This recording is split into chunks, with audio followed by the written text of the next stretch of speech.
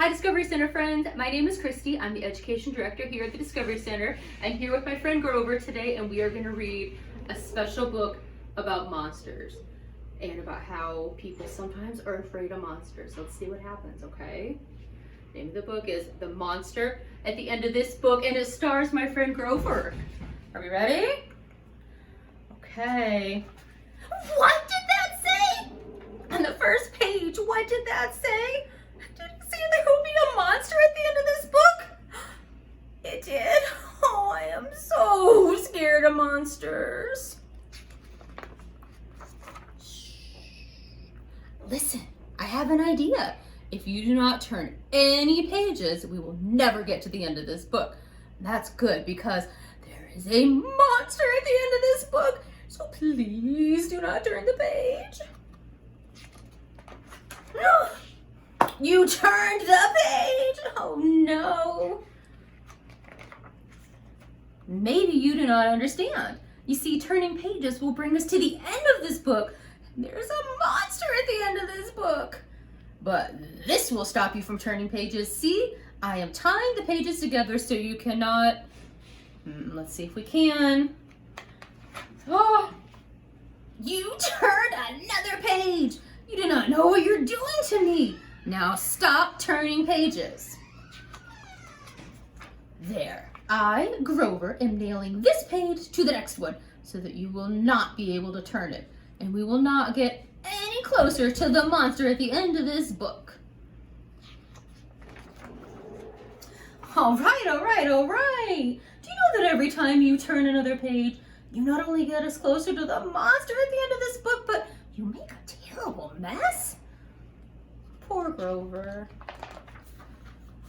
This will stop you from turning pages. A heavy, thick, solid, strong brick wall. I would just like to see you try to turn this page. Do you know that you are very strong? The next page is the end of this book, and there is a monster at the end of this book. Oh, I am so scared. Please do not turn the page. Please, please, please. Should we do it? I think we should. Let's see what happens. Well, look at that. This is the end of the book, and the only one here is me. I, Lovable, Furry Old Grover, am the monster at the end of this book, and you were so scared. Told you there was nothing to be afraid of. Oh, I am so embarrassed. The end. Bye, Grover. Here we are in the new dental exhibit at the Discovery Center, and we're going to read the book Where the Wild Things Are by Maurice Sendak. Where the Wild Things Are. Look at those wild things. The night Max wore his wolf suit and made mischief of one kind and another, his mother called him Wild Thing, and Max said, "I'll eat you up." So he was sent to bed without eating anything. That very night in Max's room, a forest grew. And grew and grew until his ceiling hung with vines. The walls became the world all around. And an ocean tumbled by with a private boat for Max, and he sailed off through night and day. And in and out of weeks and almost over a year to where the wild things are. And when he came to the place where the wild things are, they roared their terrible roars, gnashed their terrible teeth, and rolled their terrible eyes, and showed their terrible claws. Until Max said, "Be still," and tamed them with the magic trick of staring into all their yellow eyes without blinking once.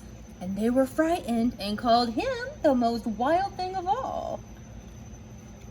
And they made him king of all wild things. And now, cried Max, let the wild rumpus start. Look at that, they're howling at the moon. Oh, they're They're swinging from trees. Look how happy Max looks. There he is. He looks so proud, going on their shoulders. He's their leader. Now stop, Max said, and sent the wild things off to bed without their supper. And Max, the king of all wild things, was lonely and wanted to be where someone loved him best of all. Then all around, from far away across the world, he smelled good things to eat. So he gave up being king of where the wild things are. Look how sad he looks. But the wild things cried, "Oh, please don't go. We'll eat you up. We love you so." And Max said, "No." The wild things roared their terrible roars and gnashed their terrible teeth and rolled their terrible eyes and showed their terrible claws. But Max stepped into his private boat and waved goodbye. And he sailed back over a year and in and out of weeks and through a day. And into the night of his very own room, where he found his supper waiting for him. And it was still hot. Look, he looks happy again. The end. Hi, Discovery Center friends. Here we are going to read another story. This time we're going to read in our Pet Vet exhibit.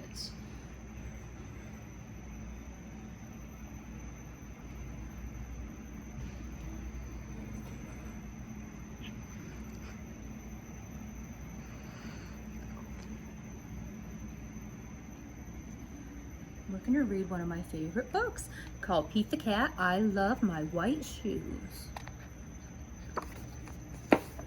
Pete the Cat.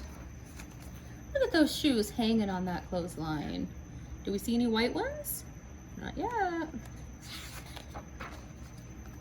There's Pete the Cat's white shoes. Let's read about them.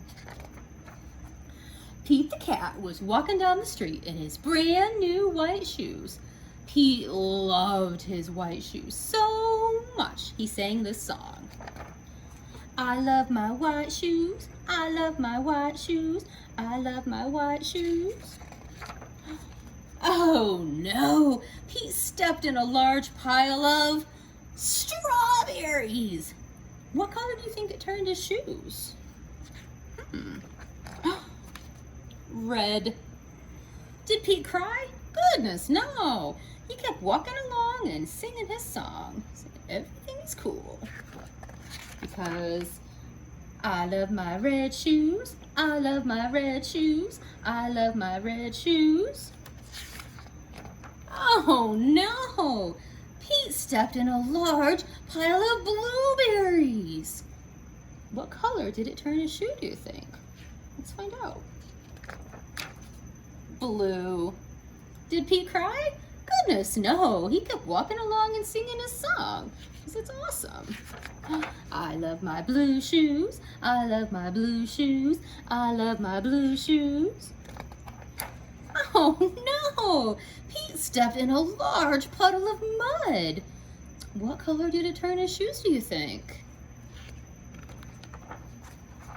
Brown. Did Pete cry? Goodness, no. He kept walking along and singing his song.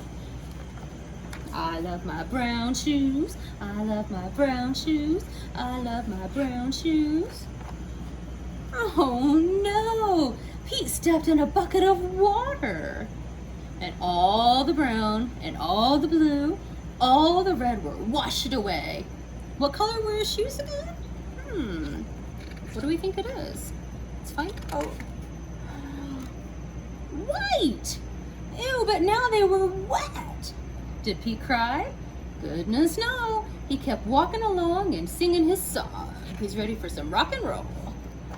I love my wet shoes. I love my wet shoes. I love my wet shoes.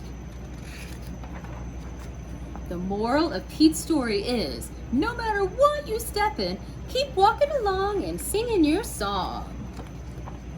Because it's all good. The end.